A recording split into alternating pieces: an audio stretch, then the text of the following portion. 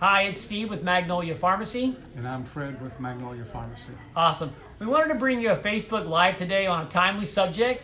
This time of the year, it turns in that, I don't know, how many patients a day, Fred? Maybe 15, 20 a day come in. It's like... Well, just before we started this video, it took us a while to get started because people were stopping us asking about the things we're going to be talking about today. And that's exactly it. Cough, cold, flu is something that we get a lot of questions about. So today we wanted to kind of dispel a few rumors, talk about things that you can do to maybe help prevent cough, cold, flu, and then also maybe help treat the symptoms. The thing I want to stress, as always, we talk about so that we keep our lawyers happy is nothing we talk about today is intended to cure or treat disease.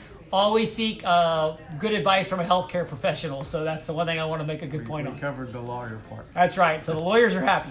So let's just kind of start out. So one of the things right now is flu shots. We're doing a lot of flu shots. And Fred, you know, one of the questions I get a lot is I don't want a flu shot because it's going to cause the flu. Fred, can the flu shot cause the flu? No, but you can't convince people that.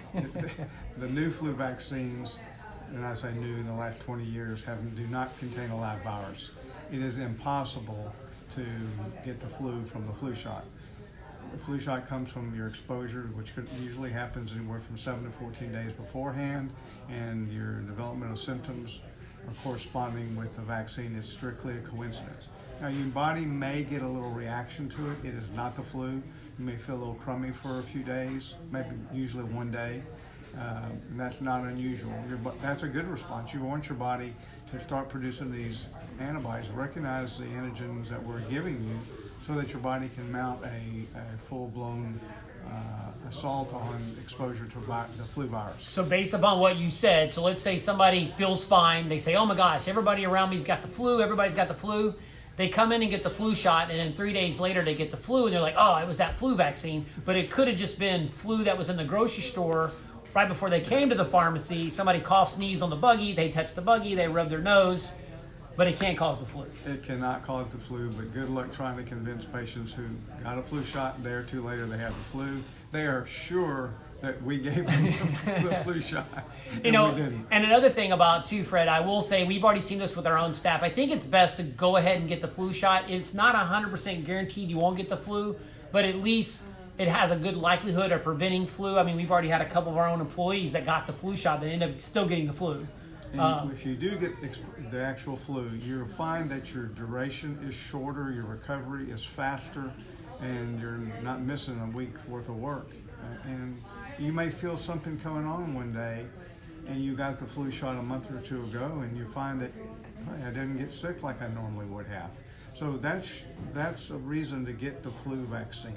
And I'll throw one thing in there too. If you feel at any point like you're getting the flu, at the pharmacy here, we do offer strep and flu testing. We have the ability, if you begin to have symptoms, or let's say your child gets sent home from school because they're feeling sick, it's late in the evening and you can't get in to see the doctor, we have the ability to do swabbing, whether it's nasal swabbing if it's going to be for the flu, and actually throat swabbing for the throat if it's strep. We have the ability to rapid identify if you had the flu. Now, we can't treat you as doctors and we don't want to be your doctor, but we do have the ability to easily identify, hey, yeah, you really need to see a physician. So that's another question, Fred. So people come in with cough, cold symptoms, and we'll talk about things we can recommend to pharmacy. What is your rule of thumb when you send somebody to the doctor? They generally have to have a high fever. If you have the flu or a cold, it's a virus. No antibiotic will help you at all. And by going to the doctor, sometimes you pressure them into giving you an antibiotic when really they don't want to, but they're succumbing to pressure from the patient, and now we're getting superbugs that it's a whole nother topic. But if you have the flu or a cold, bad cold, antibiotics are not going to be a benefit. I take at all costs not to take an antibiotic if I absolutely can't get over it myself. 3 or 4 days of misery is not. If it goes beyond that and you're not getting better, then maybe you should seek, your physician care and get treated. It maybe it's turned into something else, but preventative treatments with antibiotics is not appropriate. So if you got an antibiotic at home and you feel like you're coming down with something, don't necessarily go take it. You may actually do more harm than good, actually. Not necessarily don't take it. Right. So I just want to check. I just want to make as far as I go. So Fred, right now, this time of the year, and just so people kind of understand the difference between, let's say, a cold versus a flu, my kind of rule of thumb is if it comes on like instantly, like somebody punched you in the gut, you feel like you've been knocked down, drugged through an alley, and it would happen within a matter of minutes, something like that to me says more flu, rapidly high fever, versus like, I started out with a little scratchy throat, and then it got a little worse the next day, and then I kind of turned into a runny nose, and to me that's more of like a cold. Once again, these are all viruses, but there's a little bit of difference because the flu can really ravage our system, and like Fred mentioned, can lead to other infections like pneumonias and stuff. And that's the other thing. I think there's a lot of the basic flu stuff we can treat here in the store, but if you come in with that patient with multiple other conditions like diabetes, cardiovascular disease, hypertension, COPD, those are the ones that's like, you got to go see the doctor. We don't really want to even try to treat them with suggestions. And small children. Yeah. This is my 43rd flu season to go through as a pharmacist. And back in the day, there were lots of remedies over the counter for small children, even infants. And that's changed tremendously now. And so now they do not recommend giving cold remedy to children usually under 4. And when you do give it, and if they're infants, don't treat it at all. Let your medical doctor or healthcare provider address that concern for pediatrics. Sometimes the best thing to do is to treat the symptoms as you have them. And there's really 4 categories that all the cold remedies have. There are expectorants to help break up congestion, and that tends to be my thinking. There are antihistamines which dry the membranes up, and it stops the drip and drainage. However, that dry environment can set you up for a bacteria that normally wouldn't grow in a fluid-filled condition, and then antihistamines really are not appropriate for that. There are cough suppressants. Dextromethorphan is a leading and really only over-the-counter product that it really works. And then there's decongestants, which open up and shrink membranes, and they include things like pseudoephedrine, Sudafed. So those are the basic 4. And then you have analgesics. They have acetaminophen, and you have aspirin, and then you have ibuprofen, and then you have naproxen. And I think you're dead on. I think taking a symptom-specific question is, hey, Haley, what's going on? I think taking a symptom-specific product is probably the best, and that's where if you come in, we can make recommendations based upon, you may have drugs that interact and basically because that's the problem. We see so many patients with these combo cough cold things that are on there's 5 different meds and one drug, and they may not necessarily need them. But then kind of an alternative is so those are to treat the symptoms of what's going on. If you want to go to the heart possibly of what's happening, we look at things like some of the supplements that we have. Once again, these are not, These are not alternatives to going to the doctor. They're not alternatives to doing what's right. But I'll tell you, if you catch some of these things early on and you have a good, healthy immune system, it can make a world of difference in how fast you get well as far as that goes. So when you feel something coming on, whether it's a cold or a flu, I am a huge believer in a product called Virusid. Oh, sorry, Fred. Wait, where'd he go, Fred? Oh, there he is now. We were making a joke about this earlier. So this is the Virusid. If I hadn't seen it work so effectively in my own family, patients that I recommend it to, if you feel like, or if you get a flu shot in the midst of an epidemic, that flu shot doesn't start working for about 2 weeks. This product, you would take it preventatively, 2 capsules a day till that box is gone. If you feel that you're sick, that box contains 12 capsules. You take 2 of them every hour till that box is gone, with pretty much fantastic results. It really works. It does. It's amazing. And basically what's in it, it's a combination of vitamin A and C and zinc, and then it's also got some herbals that basically help bolster our immune system and knock out viral type infections. One thing I will say with that though is that I have some people that get this from us and take it long term. It does have a high amount of vitamin A in it. I'm okay with patients taking it preventatively for several weeks if they have to, but no more than that. I'm not for high doses long term because we will overdose on vitamin A, and we've got some other items that we can talk about that are good choices for that as far as that goes. But that's the Virusid product as far as that goes. So kind of keep that in mind. This comes in a box like this or into a product that's a bottle for like larger families. It is great to keep on hand, like Fred said. If you're 6, 7 o'clock at night, you're like, oh man, something's coming on, I'm getting sick. If you'll start it immediately, the effects are really good. I keep a bottle or two at my home at all times. This is what I call Steve's health plan. It's called Immune Support, and it's made up of lots of individual supplements that support you fighting off a bug, whether it be usually a virus. And we keep a bottle back in the pharmacy.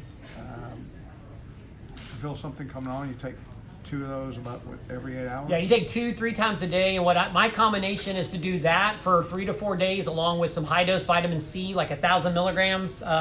You can do 1,000 milligrams up to 3 times a day, as far as that goes. I'm getting used to this camera. Sorry, I'm like not the most coordinated. But to me, a combination. So it's something as a preventative. That's something you just kind of feel like, I don't feel quite right, but I don't want to get sick. Like a mild little sore throat that's been going on for a few days. That combination of the immune support, which is a combination of some herbals, but it also has got like some mushroom extracts, some garlic that help bolster your immune system. We've had great success in terms of helping that kind of jumpstart your immune system to get things under control. So beyond those products, Fred, what are a couple other things that you could do to help with your immune system to maybe help you fight off cough, cold stuff? My go-to 5, one is vitamin D, dosed at an appropriate dose for your weight. Probiotics and prebiotics. 80% of your immune system is in your gut bacteria.